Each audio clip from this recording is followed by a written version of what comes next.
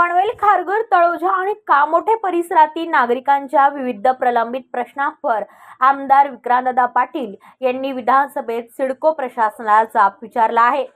घर खरेदीदारांचे पैसे, नैना प्रकल्प, पाणी पुरवठा, विकास कामे आणि शेतकऱ्यांच्या जमिनींसह अनेक महत्त्वाचे मुद्दे उपस्थित करण्यात आले.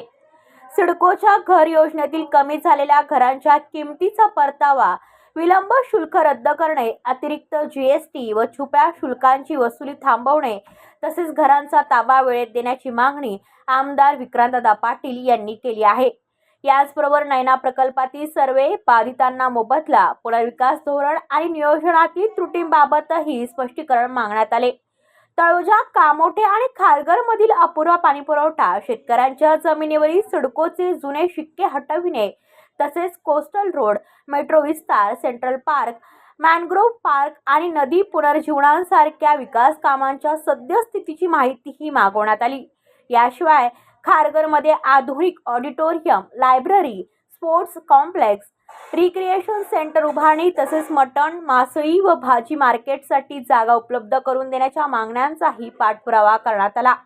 सिडको आणि राज्य सरकार या सर्व प्रश्नांवर काय भूमिका घेणार आणि नागरिकांना दिलासा कधी मिळणार याकडे आता पनवेलकरांचे लक्ष लागले आहे. जनतेच्या प्रश्नांसाठी विधानसभेत आक्रमक भूमिका, आमदार विक्रांतदादा पाटील यांचा सिडकोला थेट सवाल. ब्युरो रिपोर्ट, पनवेल वार्ता न्यूज. आपल्या परिसरातील बातम्या आमच्यापर्यंत पोहोचवण्यासाठी स्क्रीनवर दिलेल्या क्रमांकावर संपर्क साधू शकता. दूरध्वनी क्रमांक 8652414343.